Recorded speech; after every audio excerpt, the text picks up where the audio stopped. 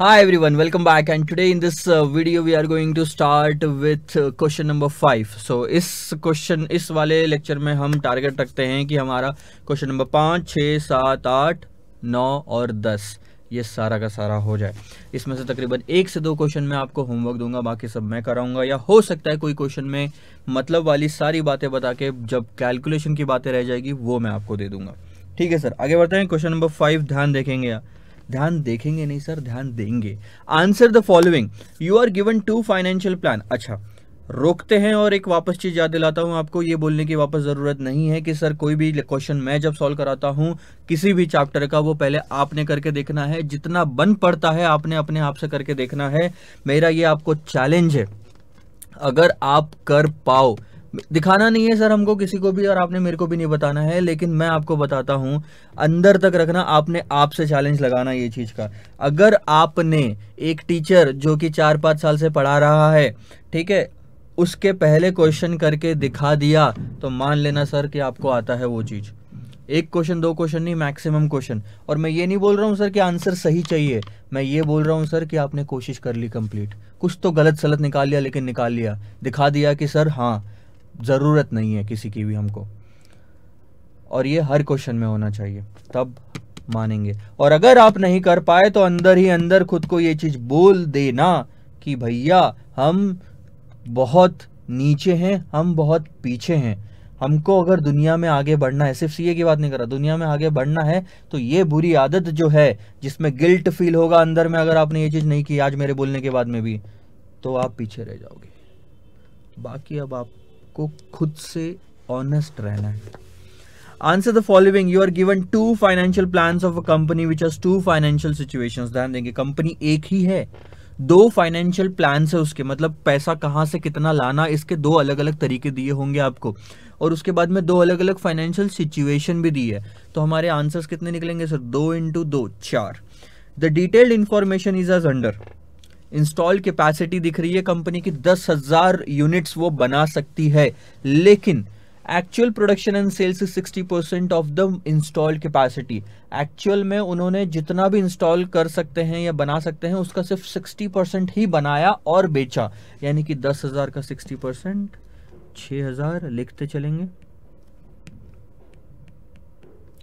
उसके बाद में सेलिंग प्राइस पर यूनिट और वेरिएबल कॉस्ट पर यूनिट दी हुई है, अगर आप दोनों का डिफरेंस निकालोगे तो 10 रुपए आता है कंट्रीब्यूशन पर यूनिट, और 6,000 × 10 करोगे तो आता है आपका आंसर 60,000 का कंट्रीब्यूशन।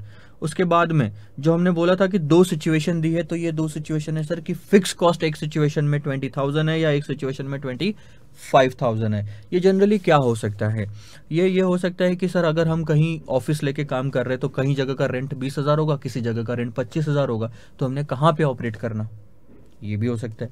कोई मशीन लगाई होगी, अच्छी वाली है तो डेप्रिसिएशन 20,000, नहीं मतलब सस्ती वाली है तो डेप्रिसिएशन 20,000, थोड़ी महंगी है तो डेप्रिसिएशन 25,000।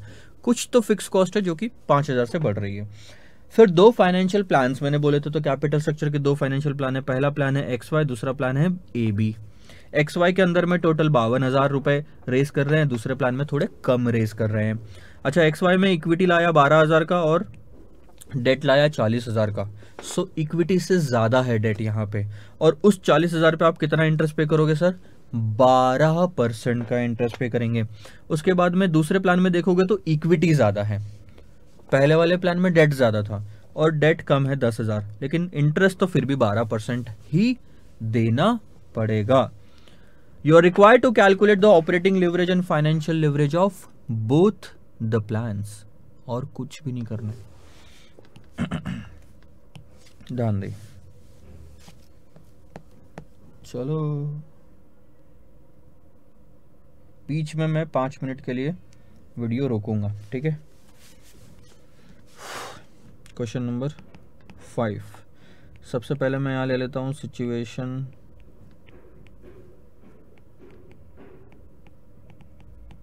बी। ए के अंदर XY AB, XY AB, selling price per unit, variable cost per unit, उसके बाद क्या आता है? Contribution per unit, number of units दिया इसलिए नंबर ऑफ़ यूनिट्स से आप यहाँ पे मल्टीप्लाई करोगे, उससे आएगा कंट्रीब्यूशन इन टोटल, इसमें से आप माइनस करते हो फिक्स कॉस्ट। यहाँ पे सिचुएशन के हिसाब से काम लेंगे हम। EBIT आता है, फिर यहाँ पे फाइनेंशियल प्लान के हिसाब से इंटरेस्ट बदलेगा, और ये आएगा EBT। बस अब इसके बाद में आप कैलकुलेट करोगे सर ऑपरेटिंग लिवरेज, जिसका फॉर्मूला है contribution divided bye EBIT।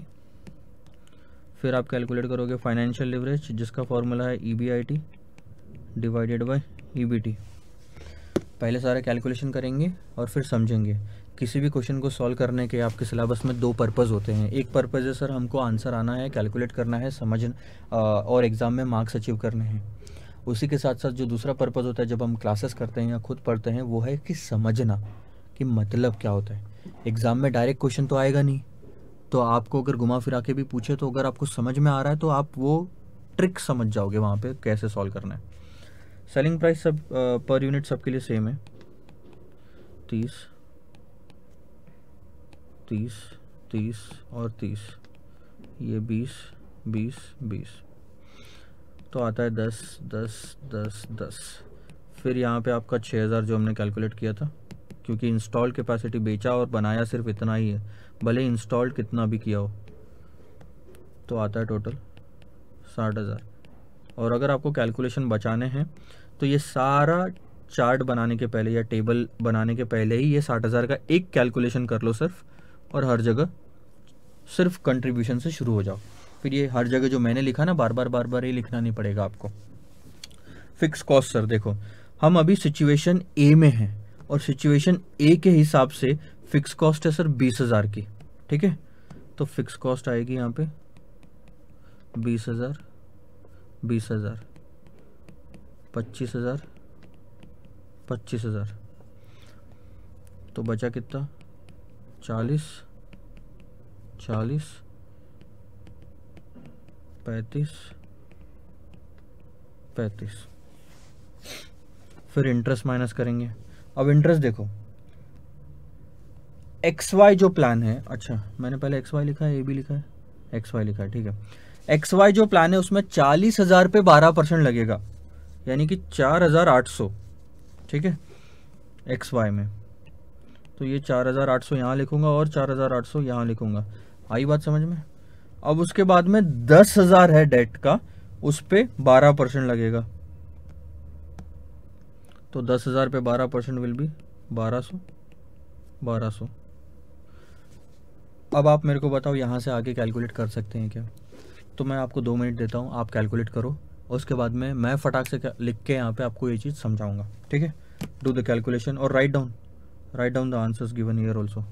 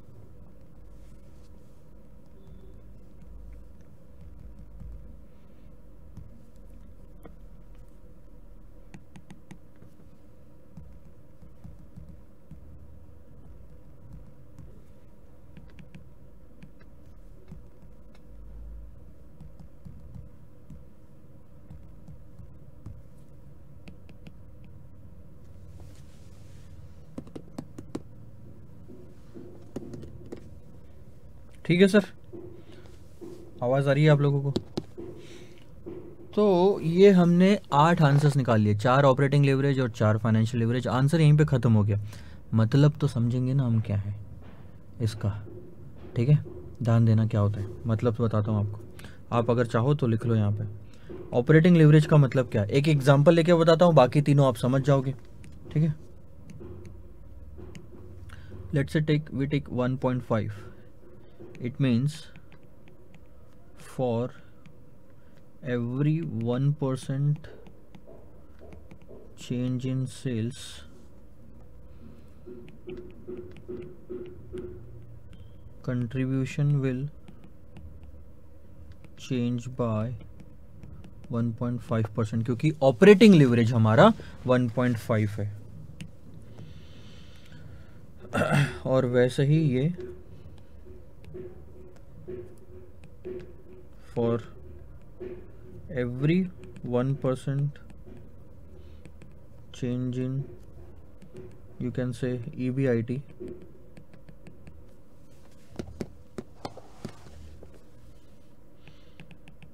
EPS will change by 1.14%। करके देख लो, आंसर्स मैच करेंगे। हमने ये लास्ट पिछले लेक्चर में हमने देखा है कहीं तो ये, या फिर मैंने जब आपको कॉन्सेप्ट समझाया था तब देखा है, degree of operating leverage, degree of ये मतलब वही होता है। तो ये रहा आपका आंसर सर, फाइनल आंसर इस क्वेश्चन का, ठीक है? लिख लो, 1 मिनट और लेता हूँ मैं, उसके बाद हम आगे बढ़ेंगे।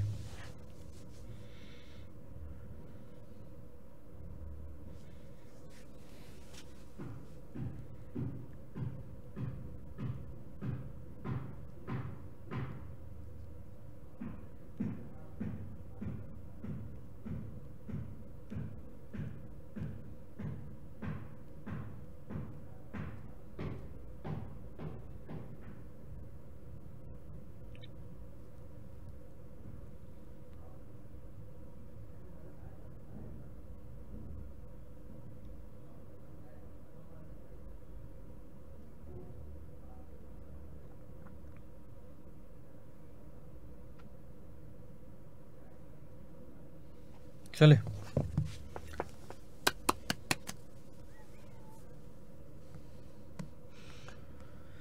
देखो मेरा काम है सर समझाना हर क्वेश्चन को, तो मैं तो समझाऊंगा और उतना टाइम लगेगा भी। आपके लिए टाइम बचाना है आपको, तो क्वेश्चन पहले सॉल्व कर लो और आंसर्स को मैच करके देखो। आंसर मैच नहीं करते आपके तो आप पूरा वीडियो उतना देखें। X Limited has estimated that for a new product its break even point is 20,000 unit. नया क्वेश्चन है। X Limited बोलता है कि अगर मैं 20,000 यूनिट बना के बेचता हूं तो नो प्रॉफिट नो लॉस वाली सिचुएशन में रहूंगा, यानी कि जितना भी कमाऊंगा उतना मेरा खर्चा हो जाएगा। ब्रेक इवन अपन कब कैलकुलेट करते हैं सर? फिक्स कॉस्ट में सबसे पहला ब्रेक इवन आता है। अगर ऑपरेटिंग लिवरेज की बात करें तो फिक्स कॉस्ट, यानी कि 20,000 यूनिट्स में बना के बेचूंगा 14 रुपीज पर यूनिट और 9 की वेरिएबल कॉस्ट पे। सो अगर आप ध्यान देंगे, ये इतना आसान और इजी क्वेश्चन है, 2 मिनट में खत्म भी हो जाएगा। क्वेश्चन नंबर 6, आपका सेलिंग प्राइस जो है, क्वेश्चन ने क्या पूछा है, ठीक है, नंबर ऑफ यूनिट से लेना पड़ेगा। सो मैंने पहले नंबर ऑफ यूनिट से लिया, फिर मैंने लिया सेलिंग प्राइस, सेल्स ले लिया, चलो, फिर मैंने ले लिया वेरिएबल कॉस्ट, उसके बाद आप ले लो contribution less fix cost and then EBIT। अब नंबर ऑफ यूनिट क्या बोलता है वो? अगर 20,000 उसने बना के बेचा, कितने रुपए में सर? 14 रुपीज में 20,000 अगर आप बेचोगे तो 2,80,000 का सेल कर पाओगे, और 9 रुपए का वेरिएबल कॉस्ट है, यानी कि 1,80,000 का आपका वेरिएबल कॉस्ट आएगा। तो कंट्रीब्यूशन कितना बचा? 1 लाख। और ये बीईपी लेवल है, ब्रेक इवन पॉइंट है, जहां पे आप कुछ भी नहीं कमाते। तो EBIT कितना आना चाहिए? 0। इसी को बोलते हैं ब्रेक इवन पॉइंट। अब बताओ फिक्स कॉस्ट कितनी? 1 लाख सर, क्योंकि 1 लाख में से 1 लाख माइनस करने पे ही 0 आएगा। हमको 0 चाहिए क्योंकि ये है BEP level. So will call this as balancing figure. ठीक है। 1 लाख। अब अगर यहाँ 1 लाख आया तो ये हर जगह पे 1 लाख होएगा। मेरे नंबर ऑफ यूनिट में लेता हूँ 25,000, और क्या दिया है क्वेश्चन ने, 30,000। सो यहाँ पे भी 1 लाख आएगा। अब देखना, क्वेश्चन ने आपको पूछा degree of operating leverage for sales volume of 25,000 और 30,000। अब ये आपको ना थोड़ा कंफ्यूजिंग लगेगा कहीं पे भी पूरे सिलेबस में, क्योंकि हमने सर ऑपरेटिंग लिवरेज का अलग फॉर्मूला देखा है, डिग्री ऑफ ऑपरेटिंग लिवरेज का अलग फॉर्मूला देखा है, लेकिन क्वेश्चन में ना मतलब ऑपरेटिंग लिवरेज अगर निकालना होगा तो वो कहीं कहीं पे उन्होंने डिग्री ऑफ ऑपरेटिंग लिवरेज लिखा है, क्योंकि दोनों से आंसर आते सेम ही है। अब अगर आप ध्यान दोगे तो यहाँ पे डिग्री ऑफ ऑपरेटिंग लिवरेज आपको निकालना है फॉर सेल्स वॉल्यूम ऑफ 25,000 और 30,000। इन्होंने ये नहीं पूछा सेल्स कितना बढ़ रहा है या कम हो रहा है, उन्होंने सीधा डिग्री निकालने बोला। तो अभी थोड़ा ध्यान दो। तो आप नॉर्मल वाले फॉर्मूले भी इसमें इस्तेमाल कर सकते हो। अब यहाँ पे आपका सेल्स कितना होगा सर, फिक्स कॉस्ट तो आपकी फिक्स हो गई। उन्होंने पूछा क्या है, calculate the degree of operating leverage for sales volume of 25,000 and 30,000। So 25,000 पे कितने रुपए में बेचोगे, 14 रुपए में बेचोगे। 14 इंटू 25,000 दैट बिकम्स 3,50,000। 25,000 इंटू 9 तो 2 लाख, 9 है ना, हाँ, 2,25,000। ये बन जाता है 1,25,000। तो आपका आंसर आया 25,000। लेकिन इस केस में 30,000 इंटू 14 विल बी 4,20,000 और 9 यानी कि 2,70,000। तो यह आएगा 1,50,000। तो यह आया आपका 50,000। Degree of operating leverage is nothing but contribution divided bye EBIT। आप लिख सकते हो ऐसा, कोई दिक्कत नहीं है। इस केस में आएगा 5, 1,25,000 डिवाइडेड बाय 25 और 1/50/50 यानी कि 3। सिंपल। यानी कि अगर 20 से 25,000 होता है हमारा सेल्स कितना बढ़ रहा है, 20 से 25,000 होना, यानी कि 5,000 डिवाइडेड बाय 20,000 अगर मैं करूं, 25% सेल्स बढ़ा तो EBIT 25 इंटू 5 आपका कंट्रीब्यूशन, 25 इंटू 5 गुना आपका कंट्रीब्यूशन बढ़ेगा। सही बोला गलत बोला मैंने?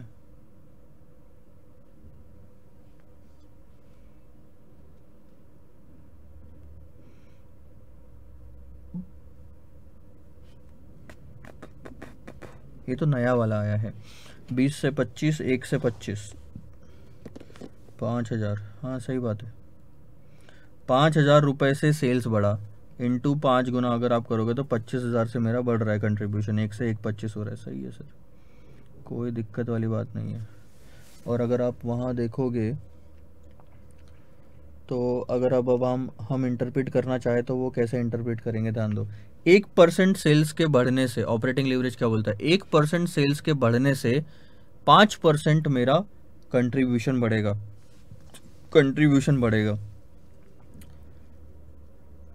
तो मेरा सेल्स कितना बढ़ा, अगर आप ध्यान दोगे तो मेरा सेल्स, मैं यूनिट से ले रहा था, 3,50,000 माइनस 2,80,000 डिवाइडेड बाय 2,80,000।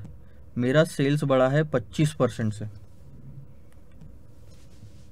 मेरा सेल्स बढ़ा है 25% से।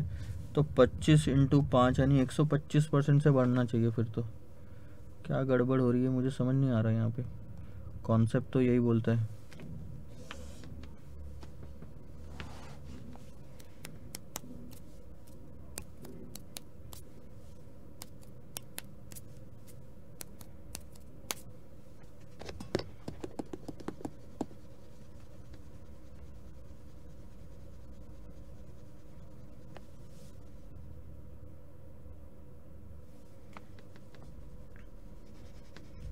ध्यान दो, मैं रुको समझाता हूँ आपको।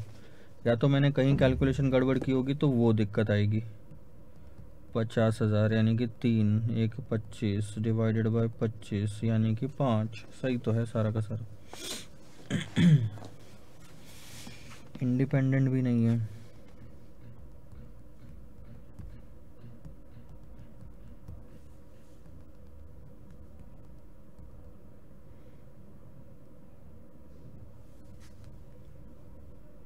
एक सेकेंड। हाँ, 25,000 इंटू 9 इस 2,25,000। 350, 1 25 माइनस 1। ठीक है।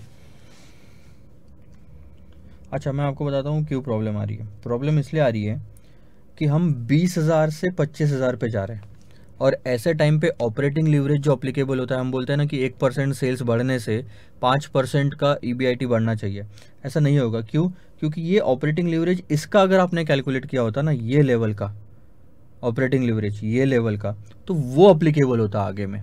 अब वो हमारा आया नहीं क्योंकि ये 0 आ रहा है EBIT, और इसीलिए आपके आंसर मैच नहीं कर रहे। हाँ, अब मैं क्या बोल रहा हूँ, जैसे आप यहाँ से अगर आप आगे बढ़ते हो तो वो शायद काम कर सकता है। तो अब हम उसको एक बार चेक करके देखते हैं कि 4,20,000 माइनस 3,50,000, 70,000 डिवाइडेड बाय 4,20,000, तो यह था 16.67 इंटू अगर 5 करूँ तो 83%। 83% क्या बढ़ेगा सर मेरा? नहीं है, मैच नहीं खाएगा यार ये यहाँ पे, क्योंकि यहाँ पे सारी फिगर्स अलग है, इसलिए उन्होंने पूछा भी नहीं है अपन को।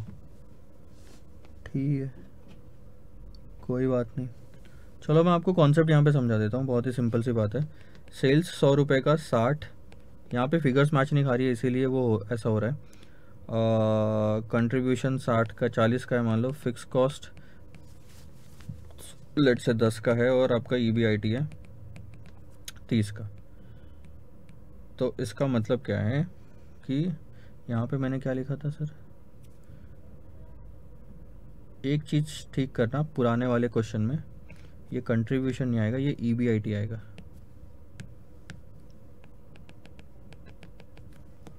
ठीक है, तो ये आ गया हमारा 100/100 में से 60 गए 40, 40 में से 10 गए 30। अब आप एक काम करो, 20% से ये बढ़ाओ तो 120 होता है। अब 120 से 20% से ये बढ़ा है तो ये 20% से बढ़ेगा 72, तो ये आपका आएगा तकरीबन 28 और 20 यानी कि 48, 10 और 38। ठीक है, परसेंटेज निकालते हैं। 100% आना चाहिए था। ठीक है, तो यहाँ अगर आप देखोगे तो 20% से सेल्स बढ़ा है, और अगर आप यहाँ देखोगे 8 डिवाइडेड बाय 120 माइनस 72 इस 120 minus 72 is 48 minus 10 is 38, 38 minus 38 divided by 30 is 26.67%। ठीक है, अब ध्यान दो, अगर मैं ऑपरेटिंग लिवरेज निकालूँ तो लिखूँगा 40/30, 40 divided by 30, that comes to 1.33%, मतलब 1.33 ले लो। इसका मतलब क्या है मैं बताता हूँ आपको। अगर 1% से सेल्स ऊपर गया तो 1.33% से मेरा EBIT ऊपर जाएगा। मेरा सेल्स कितने से ऊपर गया सर? 20% से। ठीक है, 20% से, तो 20% का 1.33 से मेरा EBIT ऊपर जाना चाहिए। तो 20 इंटू 1.33 बिकम्स 26.67। ये आपका मैच कर गया। लेकिन आप ध्यान दो यहाँ पे किया क्या मैंने जो पहले वाली सिचुएशन थी ना, उसका ऑपरेटिंग लिवरेज निकाला 1.33 का। 1.33 का जो है पहले वाली सिचुएशन का, वो जो दूसरे पे लगाया। और यहाँ मैं गलत क्या कर रहा था, दूसरी सिचुएशन का ऑपरेटिंग लिवरेज निकाल रहे थे। अब अगर आप यहाँ पे दूसरी सिचुएशन का ऑपरेटिंग लिवरेज निकालो तो 48 डिवाइडेड बाय 38 आ रहा है, दैट इज 1.26, जो कि गलत हो रहा ना, दैट इज 1.26। यानी यहाँ से अगर मैं आगे बढ़ूँ तो दूसरा अप्लीकेबल होगा। ठीक है, तो दैट वाज माय मिस्टेक कि मैं इसको यूज़ कर रहा था, जो कि गलत था। इसको यूज़ करना चाहिए था, जो हमने निकाला ही नहीं यहाँ पे। ठीक है, so these are the rough calculation. फिलहाल के लिए सिर्फ आप इतना लिख लो, और फिर अब हम आगे बढ़ते हैं नेक्स्ट क्वेश्चन पे।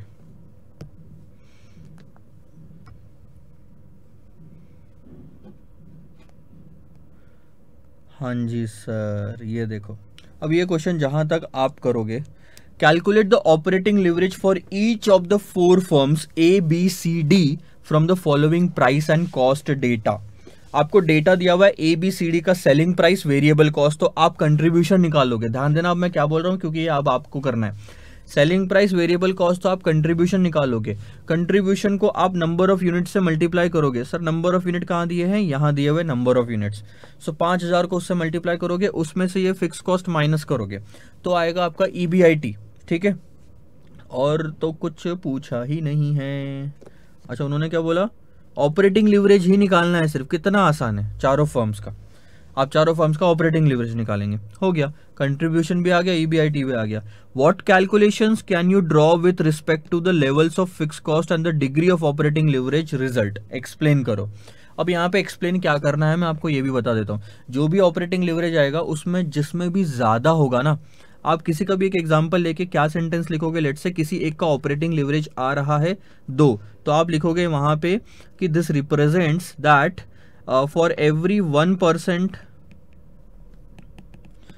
इंक्रीज या change in sales EBIT will change by 2%। ये उसके बाद एक और सेंटेंस लिखोगे आप कि किसका लिवरेज कम है, किसका लिवरेज ज्यादा है। और जो एक और सेंटेंस लिखना है इसमें कि जो ये फर्म डी है इसमें कोई लिवरेज नहीं है। क्यों? क्योंकि फिक्स कॉस्ट का कहीं इस्तेमाल ही नहीं किया जा रहा। फिक्स कॉस्ट का कहीं इस्तेमाल ही नहीं किया जा रहा। तो एक सेंटेंस लिखेंगे नीचे में, firm D has no leverage, क्योंकि उसका आंसर 1 ही आएगा, contribution by EBIT. Rest of the firms has leverage, in that also firm A, let's say मान लो firm A has the highest leverage, operating leverage. बस दैट्स इट। यही calculations आपको draw करने। ड्रॉ का मतलब आप डायग्राम मत समझना, उसने बोला कैलकुलेशन से आप क्या ड्रॉ करोगे, मतलब कैलकुलेशन से क्या तत्पर्श, उत्कर्ष, पता नहीं कुछ तो हिंदी में बोलते हैं, कंक्लूजन निकलेगा। वेटा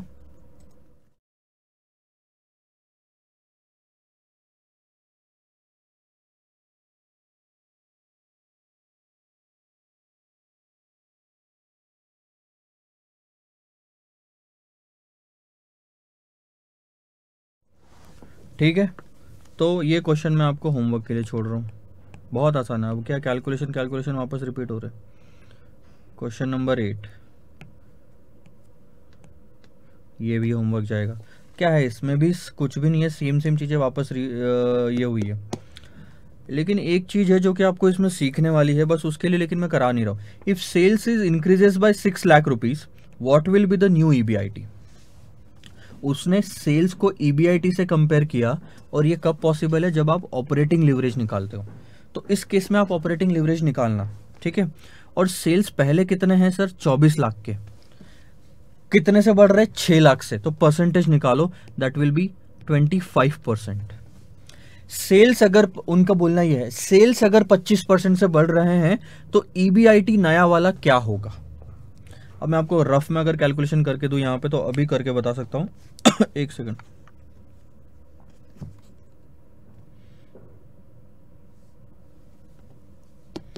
कैलकुलेशंस क्या रहेंगे, ध्यान देना। वेरिएबल कॉस्ट 50, तो 50 आ गई, 50 इंटू 12 लाख बचेगा आपका कंट्रीब्यूशन। 12 लाख का कंट्रीब्यूशन, फिक्स कॉस्ट है 10 लाख की, तो 2, यानी कि 12/2, 6 आएगा आपका ऑपरेटिंग लिवरेज। ठीक है, ऑपरेटिंग लिवरेज तो 6 आएगा। 10 लाख बोरो के 10% पर एनम से, तो 1 लाख माइनस हो जाएगा ना उसमें से। 1 लाख अगर उसमें से माइनस हो गया आपका 12, 2, 6, तो 1 लाख ही बचेगा। तो आपका फाइनेंशियल लिवरेज आएगा, मैं बताता हूँ आपको, 2/1 और 12/1, ये कंबाइंड लिवरेज 12 आ सकता है, थोड़ा बहुत ऊपर नीचे होएगा कैलकुलेशन में। Return on investment is like 1 lakh का आपका नेट इन्वेस्टमेंट है। टैक्स वैक्स का कुछ लोचा है क्या इसमें, नहीं है। 1 लाख और 20, यानी कि 5% आप कमा रहे हो इसमें, नहीं। अगर आप पूरा इन्वेस्टमेंट देखोगे तो ईबीआईटी लेना पड़ेगा। ईबीआईटी हमारा आ रहा था 2 लाख, 10% का इन्वेस्टमेंट आएगा अगर टोटल इन्वेस्टमेंट देखो तो 2 lakh divided by 20 lakh. If the sales increases by 6 lakh what will be the new EBIT। अपना EBIT आया था 2 का, ध्यान दो मैं आंसर निकाल के दे रहा हूँ आपको। सेल्स 6 लाख से बढ़े यानी 24 लाख से 30 लाख हो गए, तो कितना परसेंट बढ़ा? 25%। और हमारा ऑपरेटिंग लीवरेज क्या बोलता है? ऑपरेटिंग लीवरेज कितना आया? 6। इसका मतलब 1% अगर सेल्स बढ़ा तो 6% EBIT बढ़ेगा, 1% और 6%। लेकिन हमारा 25% से सेल्स बढ़ा, तो 25 इंटू 6 यानी 150%, 150% से EBIT बढ़ेगा। एंड 150% ऑफ 2 लैक्स, EBIT कितना है अभी? 2 लैक्स। 2 लैक्स का 150% इज 3 लैक्स, तो नया EBIT आना चाहिए आपका 5 लाख। ये लिख लो अब मैं, लेकिन मेरा कैलकुलेशन करके देख लेता हूँ। 30 का आधा करोगे तो 15, 15 में से 10 माइनस करोगे तो 5 आ गया।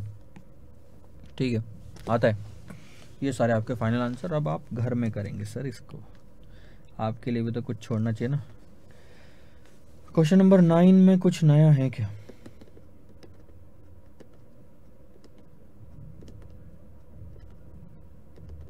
क्वेश्चन नंबर 9 हम करेंगे, लेट्स डू दैट। ध्यान दो। Betatronics limited has the following balance sheet and income statement information. एक सेकंड बस होल्ड करना।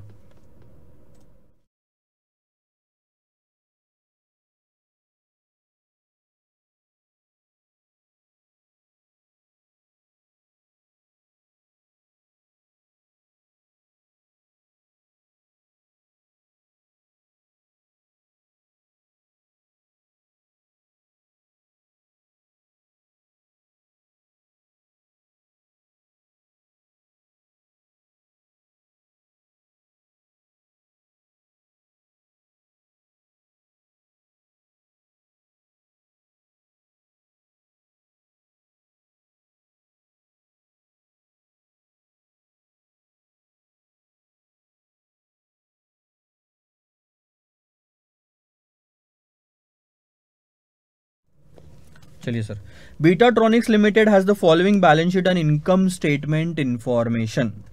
Balance sheet as on March 31 आपको दी है। इक्विटी शेयर कैपिटल आप देखोगे 10 रुपए पर शेयर के 8 लाख, तो नंबर ऑफ शेयर कितने हुए? ऐसा एनालिसिस करना चाहिए आपने, तो 80,000। डेट है 10% का 6 लाख, तो इंटरेस्ट कितना हुआ? 60,000। रिटेन्ड अर्निंग 3,50,000, ये इक्विटी का ही पार्ट होता है। करंट लाइबिलिटी ठीक है 1.5 लाख, ध्यान रखेंगे। नेट फिक्स्ड असेट्स 10 लाख है, नेट लिखा है यानी कि डेप्रिसिएशन माइनस करने के बाद की फिगर है। करंट असेट्स है 9 लाख।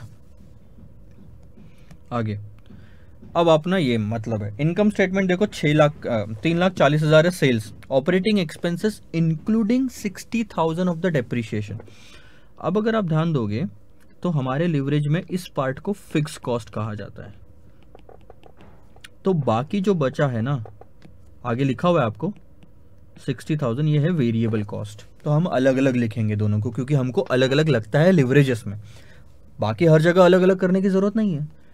EBIT आया 2,20,000, उसमें से इंटरेस्ट देखो 60,000 का माइनस किया। EBT आया, टैक्स माइनस किया। अब टैक्स का रेट निकाल लो।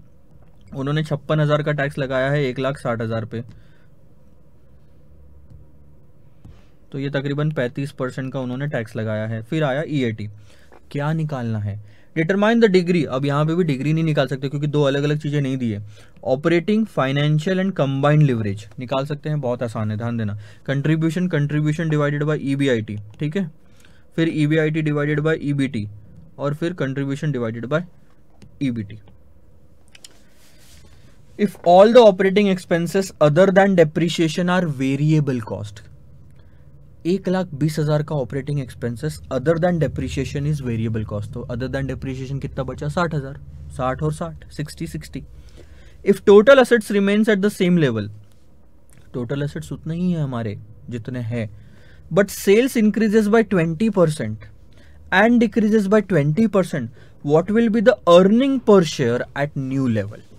अब आप बताओ, सेल्स के बढ़ने कम होने से EPS पे इंपैक्ट पड़े, ऐसा कौन सा लिवरेज है? मैं आपको क्लियर कर देता हूं यहीं पे, ये आखिरी बार है।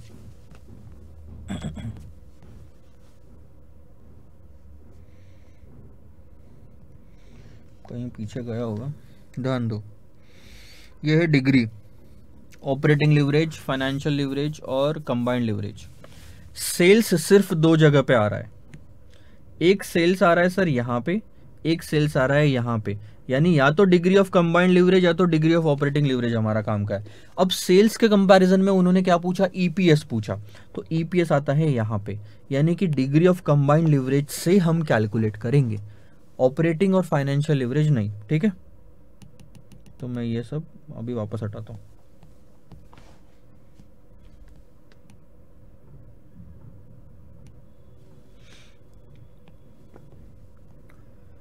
हाँ ठीक है, तो डिग्री ऑफ कंबाइंड लिवरेज हमारा इस्तेमाल होगा यहाँ पे। What will be the EPS at the new sales level. ठीक है, सबसे पहले हम हमारा कैलकुलेशन करेंगे।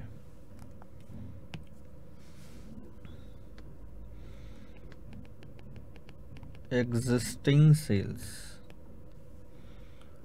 20% इंक्रीज, ये सब निकालने की जरूरत नहीं है, बता रहा हूँ। अगर आपने यहाँ पे 20% इंक्रीज और 20% डिक्रीज से ईपीएस निकाला ना, आपको मार्क्स नहीं मिलेंगे, भले आंसर सेम होगा। सेल्स है हमारे 3,40,000 के, ये छोड़ो, अरे 3,40,000,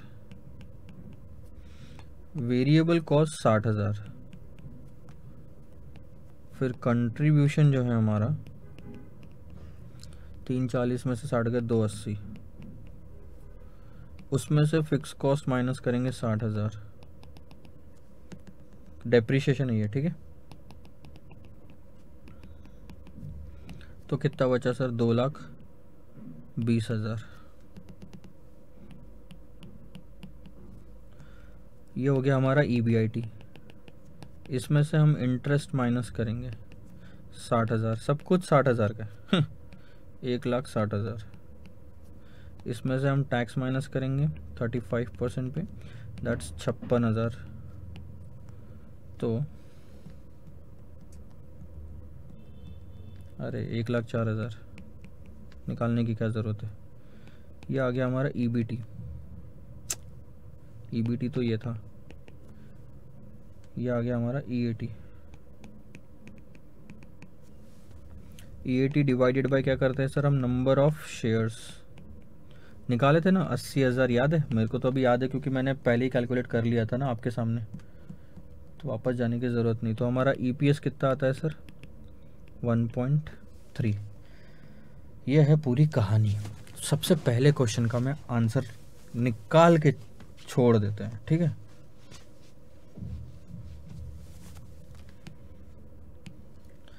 degree of operating leverage is nothing but contribution divided by EBIT. यहाँ पे ऐसे निकलेगा, ये वो वाला फॉर्मूला मत लगाना अभी।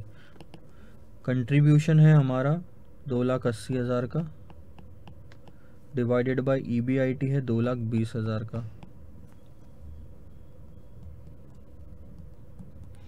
1.2727।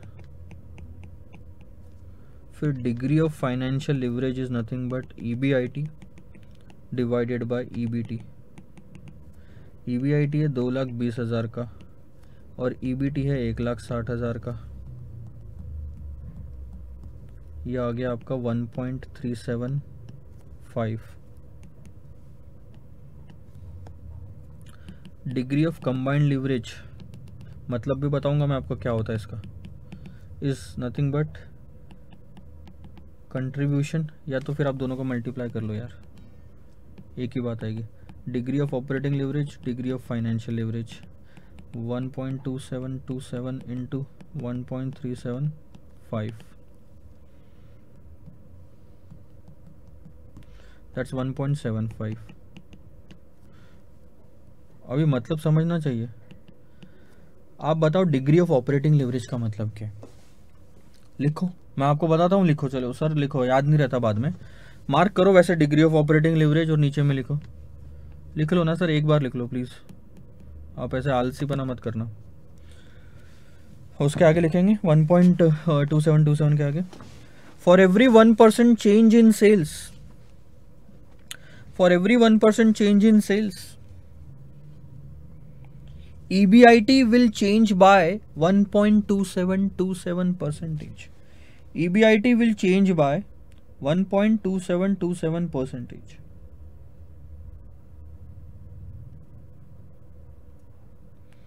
EBIT will change by 1.2727%. Degree of financial leverage लिखना. For every 1% change in EBIT, for every 1% change in EBIT, EBT या EPS लिखो. EPS will change by 1.375%. EPS will change by 1.375%.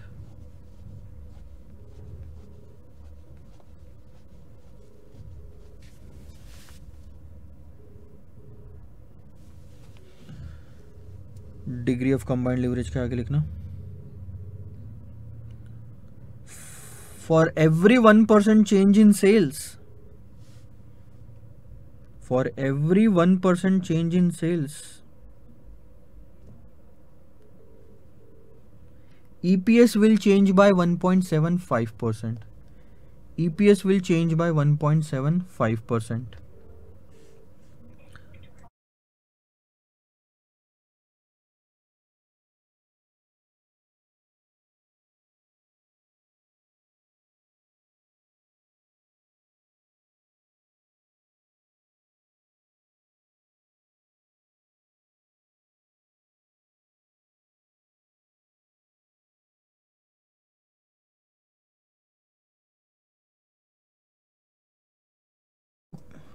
सो आपने लिखा for every 1% change in sales EPS will change by 1.75%. अब आगे देखो. पढ़ो क्या है. एक तो ये सही करो, ये इफ होना चाहिए. If total assets remains at the same level, if total assets remain at the same level but एक second but sales increases by 20% or decreases by 20%, what will be the EPS at the new level of sales? इन्होंने भी यही पूछा. Combined leverage में आपने क्या बोला कि सेल्स अगर 1% से ऊपर गया तो EPS कितने से बढ़ेगा या कम होगा. इन्होंने यही पूछा कि सेल्स अगर 20% से बढ़ा दिया तो नया EPS बताओ. ध्यान दो.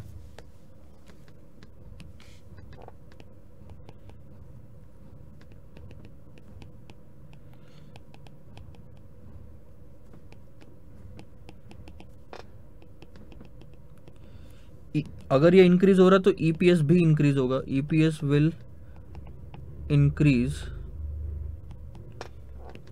Bye 20 into 1.75. अब आपको ये समझ में आना चाहिए सर कि 20 इंटू करना कौन सा लिवरेज है. हम उसी लिवरेज को करेंगे जिसमें सेल्स और EPS दोनों आता है. ना ये ऑपरेटिंग लिवरेज में आता, ना फाइनेंशियल में आता. ये आता है सर कंबाइंड लिवरेज में, इसीलिए कंबाइंड लिवरेज यूज किया.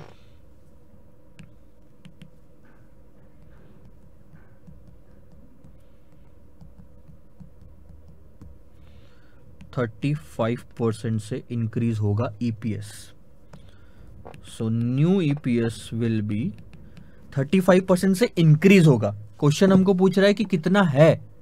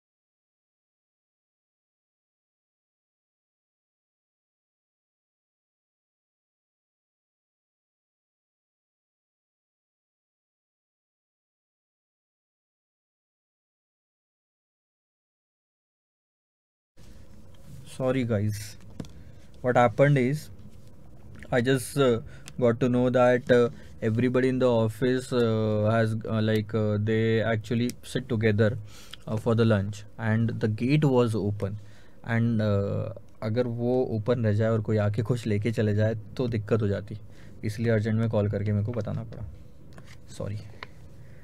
ठीक है, सो देखो नया ईपीएस कितना होगा, 35% से बढ़ेगा। अभी कितना है सर, 1.35। अरे यार ये भी अभी काम करना बंद, हाँ है,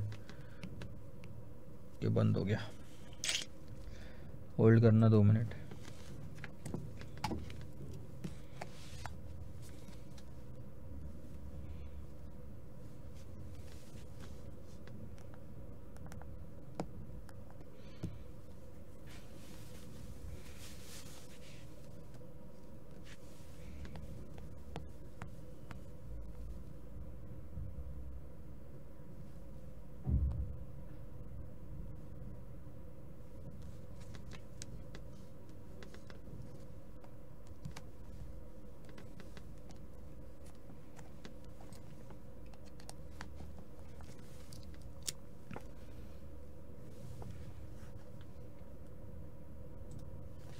सो ध्यान दो, न्यू ईपीएस हमारा कितना होना चाहिए, 1.3 से 35% इंक्रीज होना चाहिए, इंटू 1.35 इंक्रीज होना चाहिए, इसलिए इंटू कर रहा हूँ, 1.3 प्लस 35% दैट्स 1.755। ये पहली situation. B, if sales decreases by 20%, then EPS will decrease by 20 into 1.75, वही 35%। So new EPS will be 1.3 into 1 minus 35। ये 35% से डिक्रीज करने के लिए ऐसा लिखते हैं, आप अगर कैलकुलेटर पे भी करोगे तो आंसर सेम आएगा, 1 minus 0.35 that's 0.65। This is going to be the new EPS.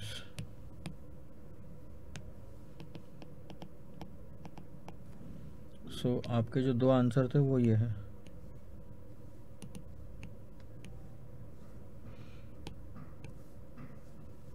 One 1.755 और 0.845। आया समझ में? अब आप मेरे को इसके साथ साथ में बताओ। अच्छा करके तो देखा ही नहीं सर, एक करके देखें, 20% इंक्रीज करना है डिक्रीज करना है। सर इंक्रीज वाला आपने पहले भी बताया था, डिक्रीज वाला बताओ। ठीक है ध्यान दो, तो आप डिक्रीज वाला देखेंगे। सेल्स को 20% से डिक्रीज करते हैं, 3,40,000 लेस 20%, 2,72,000। ठीक है, अब सबसे पहले आप एक निकाल लो कि वेरिएबल कॉस्ट का रेशियो क्या था, 60,000 डिवाइडेड, अब वेरिएबल कॉस्ट तो वेरिएबल है, सेल्स कम हुआ तो कॉस्ट भी कम होती है, 272 याद रखना, 60,000 डिवाइडेड बाय 3,40,000। अरे यार ये एक भलता ही परसेंटेज आता है। ठीक है, तो ये कुछ परसेंटेज आ रहा है, 17.647, ये वेरिएबल कॉस्ट का रेशियो है। इसी से मल्टीप्लाई करता हूँ 2,72,000 को, तो आता है 48,000, यानी कि 2,72,000 इज द सेल्स गिरा हुआ, 48,000 इज द वेरिएबल कॉस्ट। अब इसमें से आप फिक्स कॉस्ट माइनस करोगे, दैट इज 60,000 कर दी सर। अब इसमें से आप टैक्स माइनस करोगे, टैक्स ही है ना, नहीं इंटरेस्ट है 60,000 का, तो वो भी माइनस करें, इंटरेस्ट भी माइनस कर दिया, कितना आया 1,04,000। अब इसमें से आप 35% का इनकम टैक्स माइनस करें तो आया 67,600, और डिवाइडेड बाय अब आप क्या करोगे, नंबर ऑफ शेयर्स 80,000, कितना आया सर 0.845 नया ईपीएस आया। ये इतनी प्रोसीजर लगी 0.845 कैलकुलेट करने को, लेकिन हमारे यहाँ पे 2 लाइन में आ गया। अगर आपको आगे से combined leverage, financial leverage, operating leverage पता है तो 2 लाइन में आंसर निकाल सकते हो नए ईपीएस का, instead of doing all the calculations again. और अगर आप ये कैलकुलेशंस करते हैं ना जो मैंने कैलकुलेटर पे किया अभी, कि सेल्स निकालो नया वाला, फिर धीरे धीरे करके ईपीएस निकालो, क्योंकि क्वेश्चन ने तो नया ईपीएस पूछा, तो हम वैसे निकालते तो 0 मार्क्स मिलेंगे। क्यों? क्योंकि इंस्टीट्यूट आपसे ये नहीं पूछना चाहता कि नया ईपीएस कितना है, इस क्वेश्चन के माध्यम से वो ये पूछना चाहता है कि क्या आपको कंबाइंड लिवरेज का इस्तेमाल करना आता है, फाइनेंशियल लिवरेज का इस्तेमाल करना आता है। फॉर्मूले से आप पहला आंसर जरूर निकालोगे अगर रट गया होगा तो, लेकिन अगर आपको समझा नहीं होगा ना तो दूसरा आंसर आप नहीं निकालोगे। और अगर आपने पूरा स्टेटमेंट लिखा sales, variable cost, fix cost दूसरे आंसर के लिए, तो ये चीज मेरे इंस्टीट्यूट के समझ में आ जाती है पेपर देख के कि इसको सिर्फ फॉर्मूला याद है, इसको समझ में नहीं आता। अगर इसको समझ में आता कि कंबाइंड लिवरेज या फाइनेंशियल लिवरेज या ऑपरेटिंग लिवरेज का इस्तेमाल कैसे करते हैं, तो ये उसका इस्तेमाल करके नया ईपीएस निकालता 2 लाइन में, जो हमने अभी लिखा। तो ऐसी गलतियां मत करना सर। आप बोलते हो ना कि मेरा आंसर तो सही था फिर भी मार्क्स नहीं मिले। जरूरी है हर बार आंसर्स ही उसी से देखा जाए। ये पर्टिकुलर सेंटेंस से आपका क्वेश्चन, आपका कॉन्सेप्ट देखा गया कि आपको आता है कि नहीं आता। Answer does not matter all the time. बढ़े आगे। क्वेश्चन नंबर 10 आप कर पाएंगे, ठीक है, ध्यान दो। सेम है, क्या लिखा है, ईबीआईटी दिया 1120 और पीबीटी दिया। पीबीटी यानी कि ईबीटी ले लो। अब ये लोग ना साले एक ही चीज लिखे तो ठीक है। ईबीआईटी और ईबीटी में डिफरेंस जो होता है वो है इंटरेस्ट का होता है, ठीक है। और फिक्स कॉस्ट दे दी 700 की। Calculate the percentage of change in earning per share if sales increased by 5%। तो पहली चीज ध्यान दो, ईपीएस और सेल्स वाला लिवरेज कौन सा है, कंबाइंड लिवरेज। तो आपको कंबाइंड लिवरेज पहले निकालना पड़ेगा। और कंबाइंड लिवरेज का फॉर्मूला क्या है sir, contribution divided by EBT. तो सर ईबीटी तो आपके पास 320 है, कंट्रीब्यूशन नहीं है। कंट्रीब्यूशन नहीं है, कंट्रीब्यूशन कैसे निकालेंगे सर, देखो, contribution minus fix cost divided by, तो बैलेंस क्या आता है, ईबीआईटी। अब आप मुझे ये बताओ, आपको ईबीआईटी दिया है 1120, फिक्स कॉस्ट दी है 700, तो क्या कंट्रीब्यूशन निकाल सकते हैं। 1120 में 700 ऐड कर दो तो हो गया ये 1820, ठीक है। अब आप कंबाइंड लिवरेज निकालो। Combined leverage will be 1820 by 320।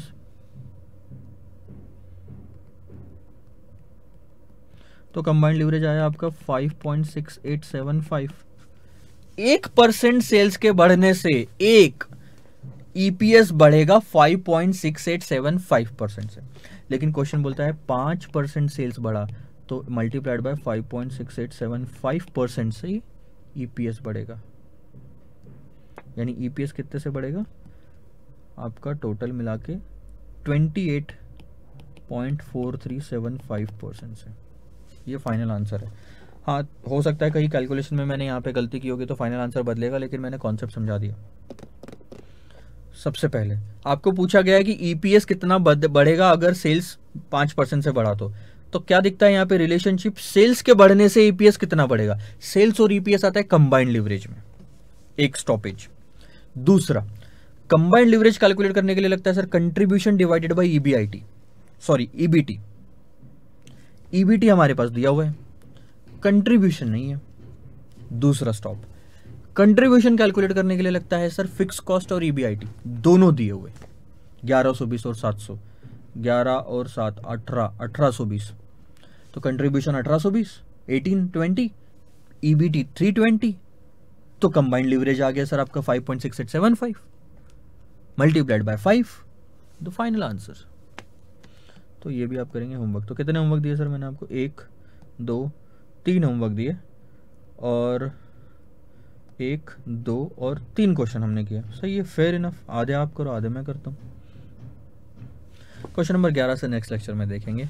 और क्या जो भी होमवर्क रहेगा, जो भी इजी रहेगा वो मैं आपको करने दूंगा। थोड़ा बहुत मैं आपको तकलीफ भी दूंगा कि थोड़ा सा जो नहीं कराया हो वो भी समझा के मैं आपको होमवर्क दूंगा, ताकि आपको भी चैलेंजिंग क्वेश्चंस मिले। ऐसा नहीं कि सर आप तो पहले कर लेते हो, डुप्लीकेट वाले काम हमको दे देते हो ना, ऐसा बिल्कुल नहीं होगा।